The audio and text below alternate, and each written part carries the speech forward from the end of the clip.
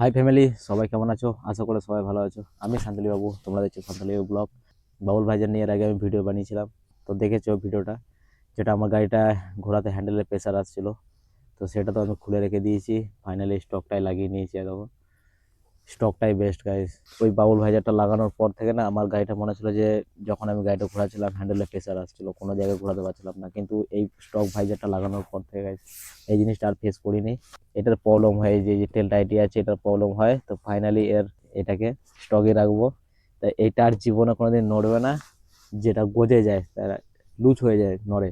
তাই এটা আমি পুরো পার্মানেন্ট কোনোদিন আর নড়বেই না জিনিসটা, সেটা জোগাড় করে দিয়েছি।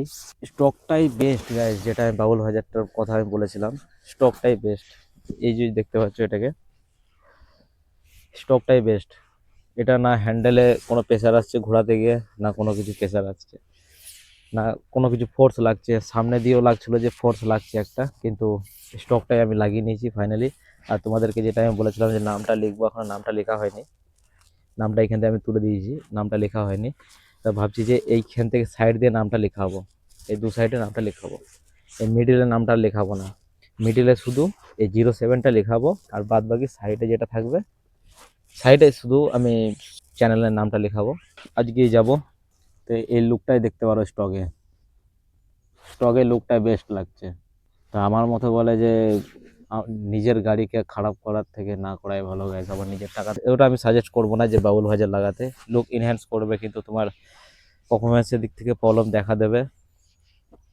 আমি আগেই বলেছি, আগের ভিডিওতেই জানিয়েছি যে পারফরমেন্সের দিকেও কিন্তু ডিস্টার্ব দেবে তোমাকে।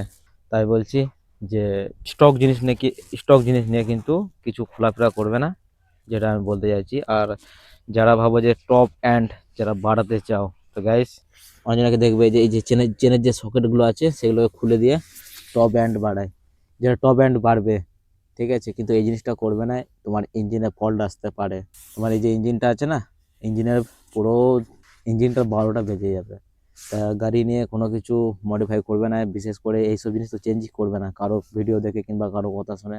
যারা করিয়েছে তুমি তাদের তাদের ভিডিওগুলোতে আগে তাদের গাড়ির সম্বন্ধে তুমি জানবে, তবে করবে, তার আগে নয় গাইস। তোমার গাড়ি যেমন আছে স্টকই বেস্ট আছে। অনেকে না কি করে, এটাকে খুলে দেওয়ার পর আউট অফ মার্কেট লাগিয়ে নেয় লুকটা ইনহ্যান্স করার জন্য। আবার অনেকেই খুলে দেয় তোমার এই জিনিসটা, এই যে এই ভাইজারটা কিন্তু গজে যায়, নাটটা ডিলে প্রায় লুজ হয়ে যায় বারবার। তা সেই কারণে অনেকে অনেকে খুলে দেয়। তা আমি কি করেছি, ওটাকে পার্মানেন্টই পুরো ফিক্স করে দিয়েছি। ওটা আর কোনোদিন নড়বে না, যা ফিক্স করে দিয়েছি। যেটা আমি বলতে চাইছি যে গাইস, আমি যে রাইড শুরু করব, প্রথম কোন জায়গাটায় গিয়ে রাইড করব মাথায় আসছে না গাইস। তোমাদের যদি এরকম কোনো জায়গা জানা থাকে কিংবা কোনো টুরিস্ট স্পট যদি জানা থাকে তা আমাকে বলো। আমি আমাকে কমেন্ট করে জানাও, আমি অবশ্যই সেই জায়গাতে যাওয়ার চেষ্টা করব কিংবা যাব।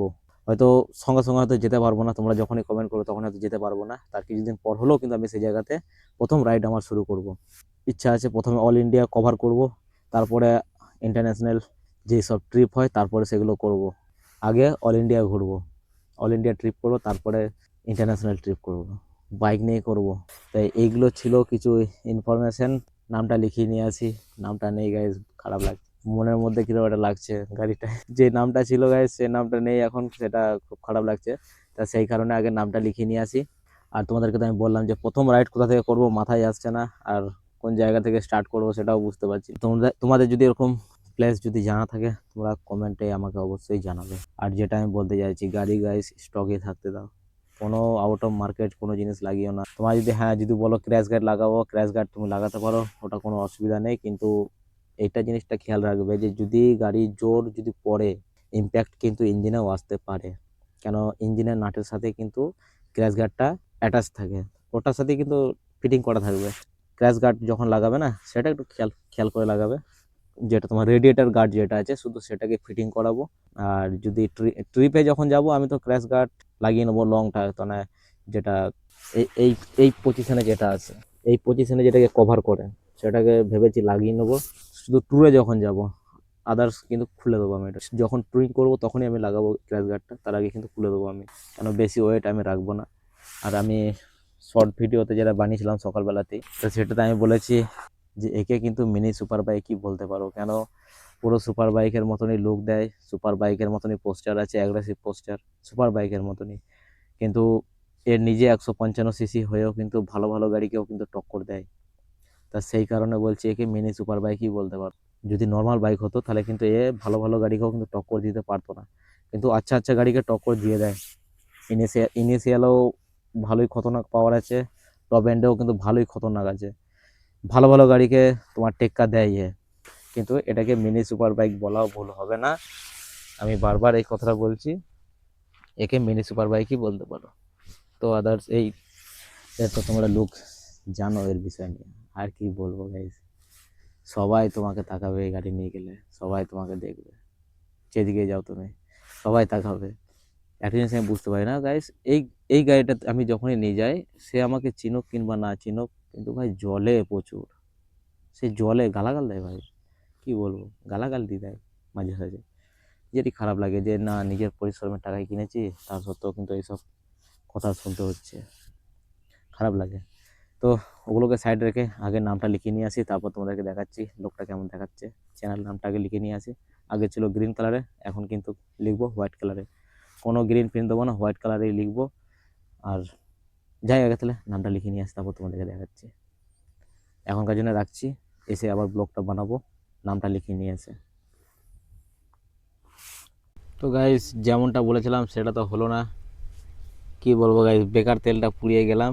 যে দোকান, যার কাছে এগুলো সব লেখাই আমি, তার দোকান বন্ধ আছে গাইস, সেই জন্য লেখানো হয়নি, বেকার বেকার গেলাম আজকে ওখানে।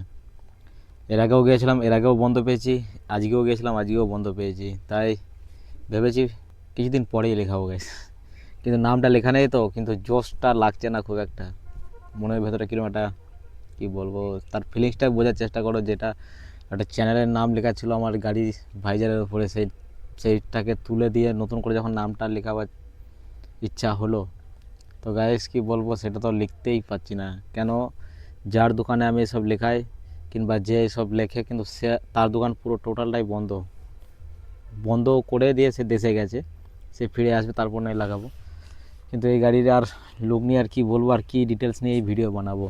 তা যেটা আমি বলেছিলাম যে প্রথম ট্যুর আমি কোথা থেকে শুরু করব, প্রথম ট্যুর, সেটা আমাকে কমেন্ট করে তোমরা জানাবে। মাথায় আসছে না, বুঝতে পারছি না যে কোন জায়গা থেকে স্টার্ট করব। প্রথম আমার ট্যুর, প্রথম যে আমি যাব যে জায়গায়, সেই জায়গা কোথা থেকে আমি ভিডিওটা বানাবো সেটা আর একটা জিনিস যেটা আমি ফেস করেছি, তুমি যদি হেলমেট কেনো, তা একটু ভালো দেখে হেলমেটটা কেনো গাইস। এই যে স্টিল বাডির যে হেলমেটটা আমি কিনেছি, এ দেখো, তো এই হেলমেটটা গরমকালে তো ঠিক আছে, কিন্তু শীতকালের দিকে না তুমি এই ভাইজারটা রাখতে পারবে না মুখের মধ্যে, মানে ধোঁয়া টাইপের হয়ে যায়, ঝাপসা হয়ে যায় সামনের কাঁচটা। তা সে কারণে বলছি হেলমেট যদি কেন, তো একটু, এটাও দাম মোটামুটি ভালোই নেয় এটাও, তা ওটাকেই একটু কিনা, আর কিছু টাকা দিয়ে তুমি ওইটাকেই ভালোভাবেই তুমি ভালো হেলমেটটাকেই পারচেস করো কিছু টাকা দিয়ে, সেটাই আমি সাজেস্ট করব। আর বাদ বাকি তো তোমরা, যেটা তোমাদেরকে আমি বললাম যে ওটা তো ফিক্স করে দিয়েছি, টেল আইডি ওটা তো ফিক্স করে দিয়েছি, আর ওরা কোনো নামগন্ধ নেই। আর যেটা বেসিক তোমরা মডিফায়ার করতে পারো, যেটা তোমরা ভাবো যে বেসিক, যেটা নর্মাল, যেটা লাগবে তোমার গাড়িতে, সেটা তুমি মডিফাই করতে পারো। তোমার লুকের জন্য যদি বলো, এখানের জন্য যেই গার্ডগুলো আছে সেটা লাগাতে পারো, ক্র্যাশ গার্ড লাগাতে পারো, আর রেডিয়েটার গার্ড লাগাতে পারো। তাছাড়া আমি আর কোনো কিছু জিনিসের জন্য আমি সাজেস্ট করব না, কারণ বলি তোমার গাড়িটাও হেভি ওয়েট হয়ে যাবে। আর তোমার যে সাইলেন্সার যে মডিফাই করতে বলবো, সাইলেন্সারে যেটা আমি দেখছি ভালো করে, যখন আমি রিসার্চ করে দেখলাম, তা সাইলেন্সার যদি আমি ফিটিং করি, সাউন্ড হয়তো লাউড হবে, কিন্তু ইঞ্জিনের ইফেক্ট আসতে পারে।